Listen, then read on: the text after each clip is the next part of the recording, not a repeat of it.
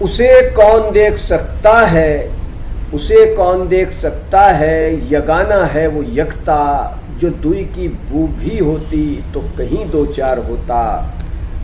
میں ابھی ممبئی میں ایک ایسی جگہ گیا جہاں پر میں نے آپ کو ویڈیو بھی دکھائی، ویڈیو بھی میرے یوٹیوب چینل پر موجود ہے۔ مرزا غالب کی کلاکرتی بنی ہوئی ہے اور ان کے انداز مشاعرے پڑھنے کے، اور وہاں کافی شاعری بھی ان کی لکھی ہوئی ہے، تو یہ شعر میرے ذہن میں آ گیا۔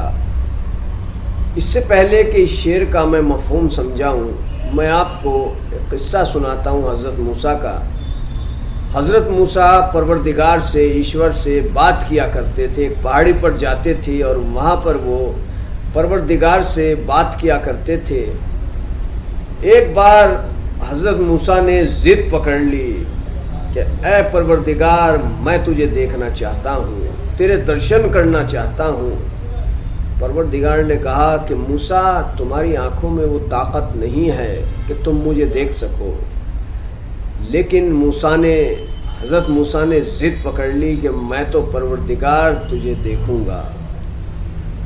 تو پروردگار نے ایک کیا کہیں کہ جیسے کہ بہت معمولی، بہت ذرے برابر اپنے درشن دیے۔ درشن کیا دیے کہ جیسے کہ ایک ذرے کے برابر ایک جھلک ہی دکھائی کہ وہ پہاڑ جل کر خاک ہو گیا اور موسیٰ گش کھا کر بے ہوش ہو گئے۔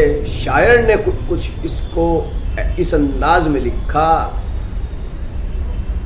جو کہ بڑا مشہور ہے، قوالیوں میں بھی پڑھا جاتا ہے۔ طور نے جل کے کہا، جس پہاڑ کا ذکر ہے اس کا نام طور نے جل کے کہا، کیوں گش میں پڑے ہو موسیٰ۔ طور نے جل کے کہا، کیوں گش میں پڑے ہو موسیٰ، جلوائے یار کا کیا خاک تماشا دیکھا۔ موسیٰ نے ضد تو کر لی لیکن دیکھ نہیں پائے، آنکھیں وہ تاب ہی نہیں لا پائی۔ دراصل پروردگار کو دیکھنے کی جو اکشمتا ہے وہ ہم میں نہیں ہے، انسانوں میں نہیں ہے، کسی میں بھی نہیں ہے کہ وہ اس کو دیکھ سکے۔ موسیٰ کی ضد تھی، ذرا سی تجلی، ایک ذرا سی جھلک ہی دکھائی تھی، معمولی سا ایک نور ہی آیا تھا کہ پہاڑ بھی خاک ہو گیا اور موسیٰ بھی گش میں بے ہوش ہو گئے گش کھا کر کے۔ تو میں مرزا غالب کے اسی شعر پر آتا ہوں۔ مرزا غالب نے جو شعر لکھا ہے اس کے بارے میں ایک اسکالر نے کہا تھا، نام بھی لے لیتا ہوں، قادر خان نے کہا تھا، وہ ماسٹر ڈگری تھی عربی میں، فلموں میں آئے وہ الگ بات ہے۔ انہوں نے کہا تھا کہ اگر اس شعر کو پڑھ کر کے آپ دعا مانگے تو دعا ضرور قبول ہوگی۔ اسے کون دیکھ سکتا ہے، یگانہ ہے وہ یکتا، اسے کوئی نہیں دیکھ سکتا۔ پہلا مصرع یہ کہتا ہے، جو پہلی پنکتی ہے غالب کے شعر کی، کہ اسے کوئی نہیں دیکھ سکتا۔ دیکھنا ہوتا تو موسیٰ دیکھ لیتے، ان کو درشن دیے پروردگار نے، لیکن آنکھیں تاب نہیں لا سکی، وہ قوت ہی نہیں ہے کہ دیکھ سکتے۔ تو اسے کون دیکھ سکتا ہے، وہ اکیلا ہے، ایشور اللہ اکیلا ہے۔ جو دوئی کی بو بھی ہوتی تو کہیں تو دو چار ہوتا۔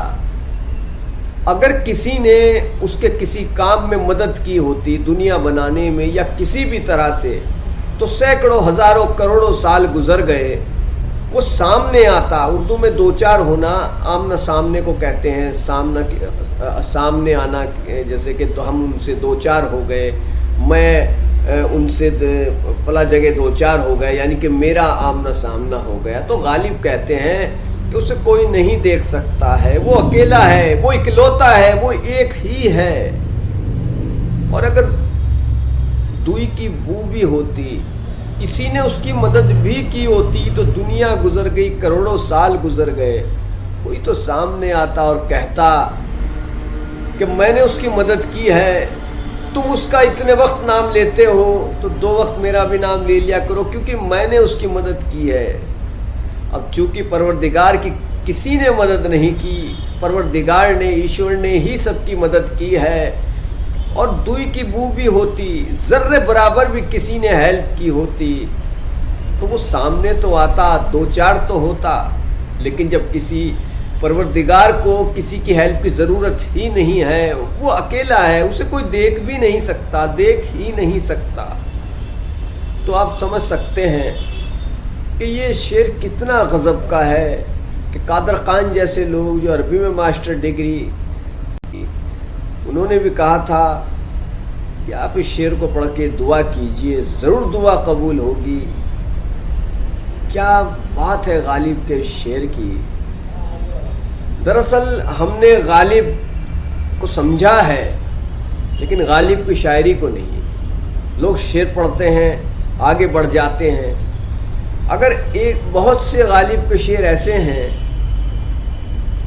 कि मैं यहाँ पर उन पर बात नहीं करूँगा क्योंकि वीडियो लंबी हो जाएगी और मैं मौजू से हट जाऊँगा, लेकिन आज मेरे जहन में ये बात आई कि मैं गालिब के उस शेर को समझाऊँ। हो सकता है मैं पूरी तरीके से न समझा पा रहा हूँ, लेकिन जो कुछ मेरे जहन में आया मैंने पढ़ा और फिर वो मूसा का, हज़रत मूसा का वो किस्सा भी पढ़ा और वो शायरी भी सुनी। तूर ने जल के कहा क्यों गश में पड़े हो मूसा, जलवाए यार का क्या खाक तमाशा देखा। तो बहरहाल ज़रूरी है कि इस तरह के महान शायरों की शायरी को भी समझा जाए, सिर्फ उन तक को नहीं बल्कि उनकी शायरी को भी समझा जाए। मेरी कोशिश रहेगी अगर मेरी वीडियो आपको अच्छी लगती है, दिलचस्पी है लोगों को, तो मैं ज़रूर कुछ मिर्ज़ा गालिब के शेर और आपको बताऊंगा, समझाने की कोशिश करूंगा। हमारे चैनल को सब्सक्राइब ज़रूर करें, वीडियो को शेयर करें, लाइक करें। धन्यवाद।